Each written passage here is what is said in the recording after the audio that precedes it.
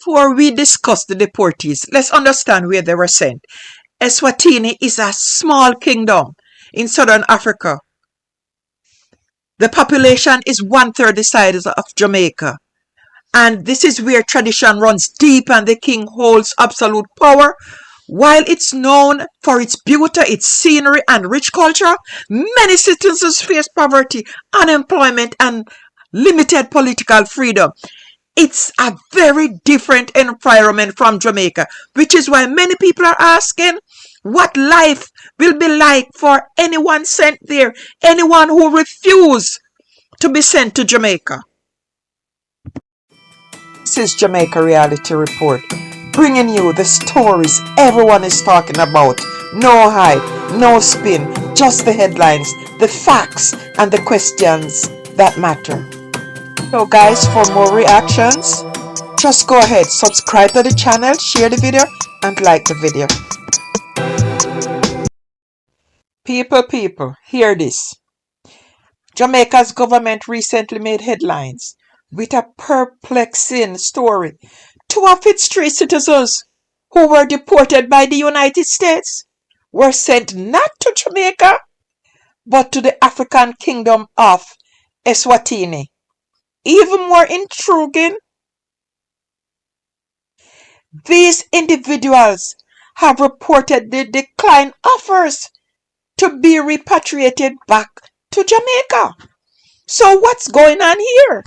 Why would Jamaican nationals prefer to stay in Eswatini rather than return home?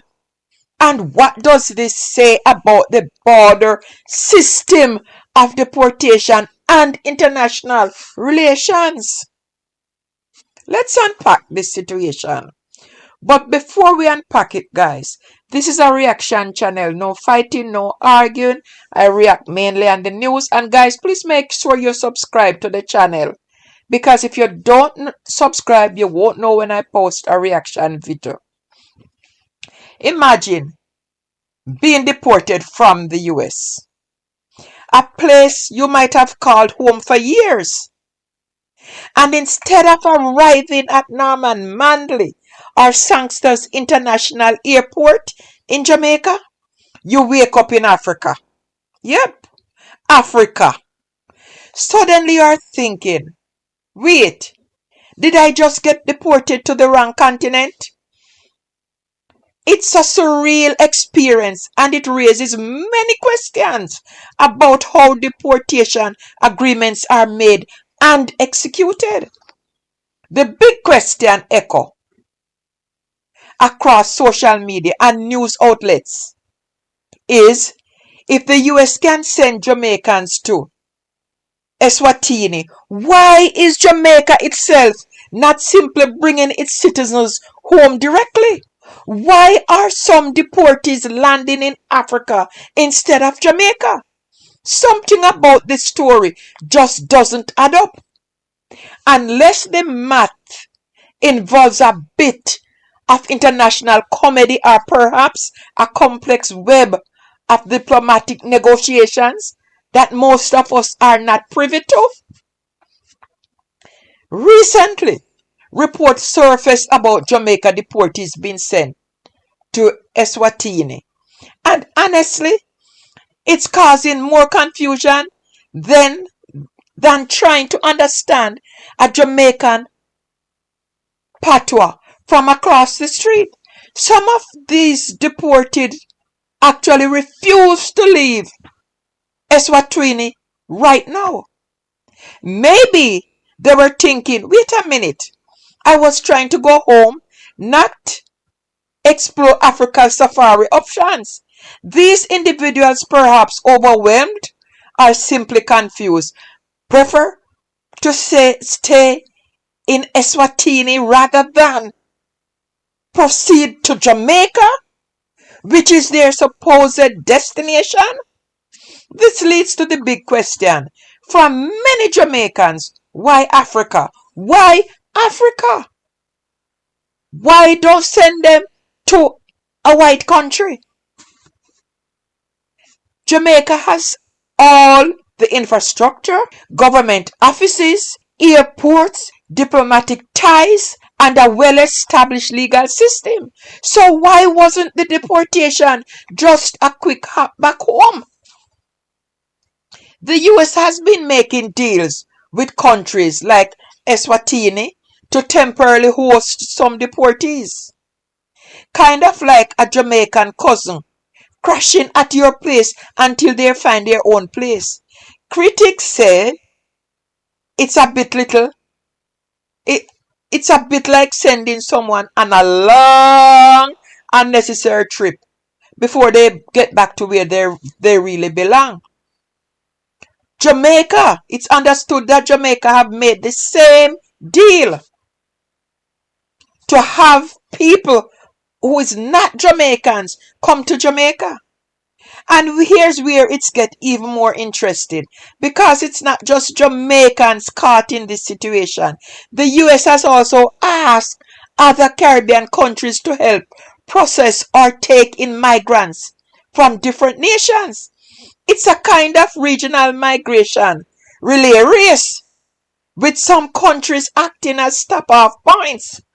So many are asking, if Jamaica is supposed to help with migrants from other countries, why are Jamaicans sometimes being sent elsewhere instead of just going home? Supporters of the current system argue, hey, every case is different, and that sometimes documents or legal papers need sorting before someone can return.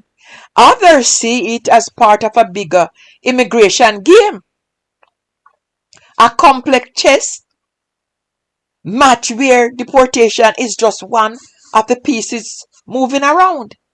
But many Jamaicans are thinking, hold on, if I'm a Jamaican, I want my feet on Jamaican soil, not African soil, unless I'm on a safari or visiting a tourist attraction. The feelings of frustration and confusion are real and understandable. This debate extends beyond immigration policies. It's about dignity, fairness, and whether smaller countries are being asked to carry the migration load without enough support or clear communication. Should Jamaica continue accepting regional migrants if its own citizens sometimes get sent elsewhere? Or is there some secret behind the scene, hidden agreements of diplomatic negotiations that nobody's telling us? My take is simple. Every country has the right to enforce its immigration laws and protects its borders. But transparency is key. If you're Jamaican and eager to come home, why send you to Africa first? And if Jamaica is helping other countries by hosting migrants or deportees temporarily, Jamaicans deserve a clear explanation. No smoke and mirrors, no vague statements. Trust is built on honesty, not silence. So what's your take?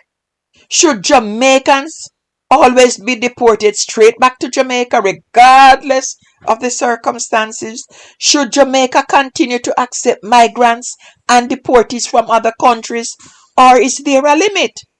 Or is this whole system just a double standard, where some countries are playing favorites and others are left in the dark? Drop your thoughts below. Let's keep it respectful and real. And hey, don't forget to like, subscribe, and share for more Jamaica Reality Report.